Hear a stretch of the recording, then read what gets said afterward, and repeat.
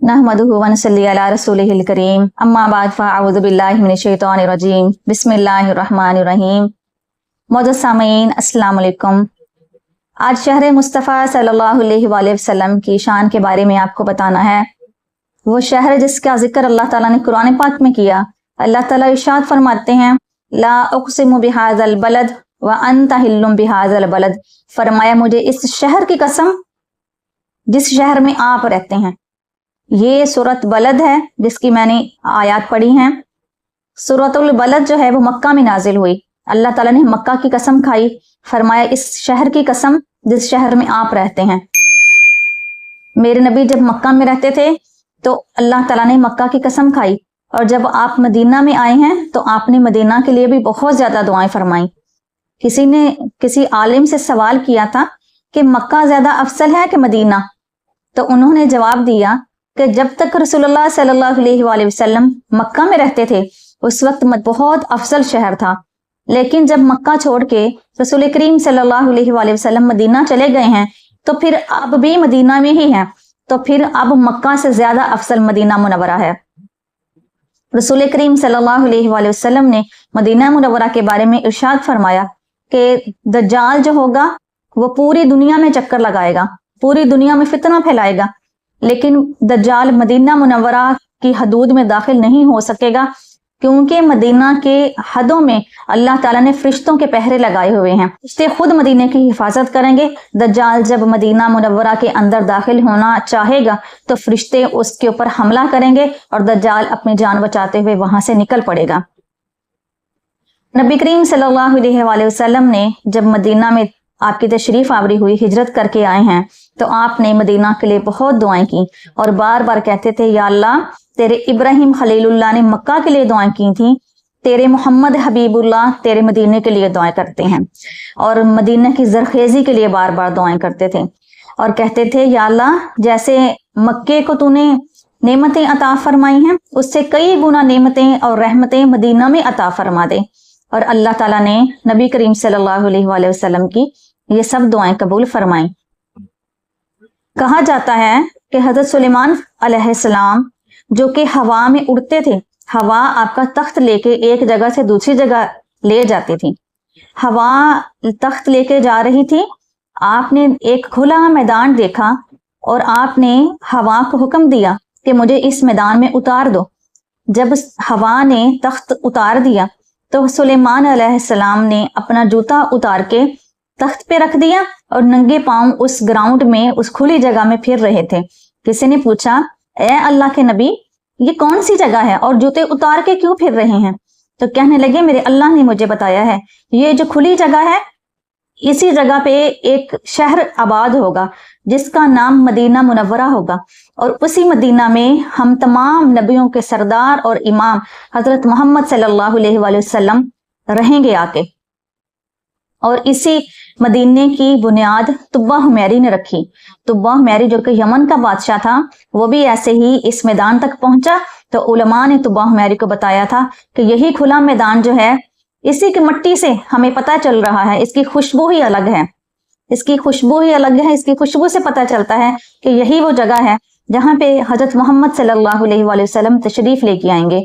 तो तुब्बा हुमैरी ने वहां पे 300 घर बनाए थे और वही मदीने की बुनियाद बनी, और वहां पे उसने एक घर 2 मंजिला बनाया और कहने लगा कि ये वो घर होगा जहाँ पे हजरत मोहम्मद सल्लल्लाहु अलैहि वसल्लम रहेंगे। तो वो घर हजरत अबू अयूब अंसारी को मिला। जब रसूल करीम सल्लल्लाहु अलैहि वसल्लम अबू अयूब अंसारी के घर आए तो आपने ये सारा वाकया खुद हजरत अबू अयूब अंसारी को और बाकी तमाम सहाबा को बताया कि ये 2 मंजिला घर तुब्बा हुमैरी ने मेरे लिए 1000 साल पहले बनवा दिया था। मेरे नबी की पैदाइश से भी 1000 साल पहले वो घर बन चुका था। नबी करीम सल्लल्लाहु अलैहि वसल्लम ने इरशाद फरमाया है, जो मदीना में फौत होगा उसके लिए मेरी शिफात वाजिब हो जाएगी। हजरत इमाम मालिक रजी अल्लाह ताला अन्हु जो कि बहुत बड़े मुहद्दिस थे, सारी जिंदगी आपने इल्म सिखाया, की तादाद में आपके तालिब इल्म थे। इमाम मालिक हदीस पढ़ाया करते थे मस्जिद नबवी में बैठ के। तो आप कभी भी मदीना मुनव्वरा से बाहर नहीं जाते थे। लोगों ने एक बार, आप बहुत ज्यादा बीमार हुए तो लोगों ने इमाम मालिक से कहा کہ مدینہ کے باہر کی کس بستی کا بتا رہے تھے، وہاں پہ کوئی حکیم ہے، آپ وہاں جائیں اور جا کے دوائی لے آئیں۔ تو امام مالک کہنے لگے نہیں، میری بیماری کا اس کو بتا کے ایسے ہی دوائی لے آؤ۔ 2-3 بار دوائی لی لیکن فرق نہیں پڑا، تو حکیم نے کہا کہ امام صاحب سے کہیں کہ خود آ جائیں میرے پاس اور آ کے دوائی لے جائیں، اور اتنا کہنے کے بعد جاتے نہیں تھے۔ آپ کو بہت بار کہا کہ آپ جائیں دوائی لے آئیں، تو امام مالک کہتے تھے میں مدینہ سے باہر جاؤں اور میری موت آ جائے تو مجھے کیا فائدہ ملے گا، کہ میں تو مدینہ میں اس لیے بیٹھا ہوں کہ ادھر ہی مجھے موت آئے اور میرے نبی کی شفاعت مجھے مل جائے۔ کہا جاتا ہے جب ان کی صحت زیادہ خراب ہو گئی تو ان کو جانا پڑا حکیم کے پاس۔ جب مدینہ کی حدود سے باہر گئے ہیں تو بھاگنے لگ گئے، بھاگ کے گئے ہیں اور حکیم سے کہنے لگے جلدی سے دوائی دے دو، میں بھاگ کے پھر مدینہ کی حدود میں داخل ہو جاؤں، میں مدینہ سے باہر ہوں اور مجھے کہیں موت نہ آ جائے۔ اور ایسے ہی ہوا، حکیم نے جب دوائی دی اس کے بعد امام مالک بھاگے وہاں سے اور بھاگ کے مدینہ کی حدود میں داخل ہو گئے۔ یہی وہ مدینہ تھا۔ اس کے لیے حضرت سلمان فارسی نے شام کے کسی پادری سے سنا تھا کہ آخری نبی حضرت محمد صلی اللہ علیہ وآلہ وسلم پہلے مکہ میں آئیں گے اور مکہ سے کھجوروں والی زمین، ایک ایسا شہر ہوگا جس کو کھجوروں والی زمین کہا جائے گا، وہاں پہ کھجوریں بہت زیادہ ہوں گی، جو مدینہ منورہ تھا۔ کہنے لگا کہ وہاں پہ آخری نبی آئیں گے اور وہ تمہیں سچے رب سے ملا دیں گے۔ تو سلمان فارسی کہتے ہیں کہ میں جب گھر سے نکلا تو میرے پاس بہت سارے پیسے تھے اور میں رب کی تلاش میں تھا کہ مجھے سچا رب مل جائے، کیونکہ نہ تو آگ کو رب مانوں، نہ میں ہواؤں کو رب مانوں، نہ ستاروں کو رب مانوں، تو کہتے ہیں مجھے سچے رب کی تلاش تھی۔ تو مجھے اس پادری نے بتایا کہ سچے رب کی پہچان تو آمنہ کے لال نہیں کروانی ہے۔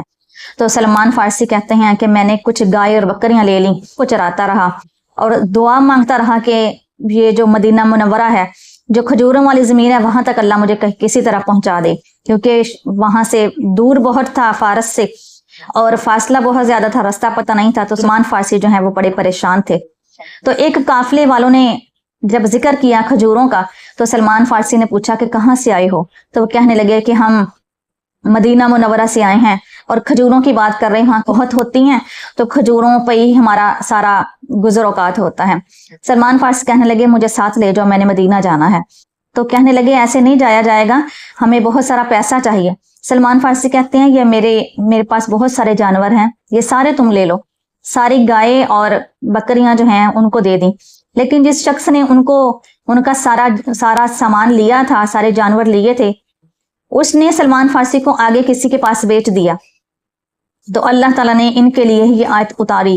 اللہ تعالیٰ کہتے ہیں وَمِنْهُمْ مَنْ يَشْرِي نَفْسَهُ ابْتِغَاءَ مَرْضَاتِ اللَّهِ، فرمایا ان میں سے کچھ ایسے بھی ہیں جو کہ اللہ تعالیٰ کی رضا حاصل کرنے کے لیے اپنی جان کو بھی بیچ دیتے ہیں۔ تو سلمان فارسی نے اپنے آپ کو بھی بیچا، جانوروں کو بھی بیچا اور بک بکا کے مدینہ منورہ پہنچے، مدینے کی چاہت میں۔ مدینہ وہ شہر ہے۔ کہا جاتا ہے کہ ایک بار جب بابا فرید شکرگنج وہاں گئے ہیں مکہ میں حج کرنے کے لیے، تو وہاں پہ آپ نے کچھ لوگ ایسے تھے جو کہ جس کو چور ڈاکو کہتے ہیں، تو انہوں نے بابا جی کو ان سے پیسے وغیرہ جو تھے وہ بھی لے لیے اور ان کو مارا اور اس کے بعد مدینے کی طرف، مدینے کے رستے پہ ڈال دیا۔ تو جب واپس آئے ہیں تو کچھ مریدین نے پوچھا کہ ہم نے یوں سنا ہے، تو بابا جی کہنے لگے کہ نہیں، جو بھی ہیں انہوں نے مجھے لگایا تو مدینے کے رستے پہ تھا نا۔ کہنے لگے جب وہ میں چلتا رہا تو میں مدینہ منورہ پہنچ گیا۔ تو کہنے لگے وہاں کے چوروں کے پہ بھی ہمیں کوئی شکوہ نہیں ہے، چوروں کی بھی شکایت ہم نہیں کر سکتے کہ وہ شہر ہی اتنا عظیم ہے۔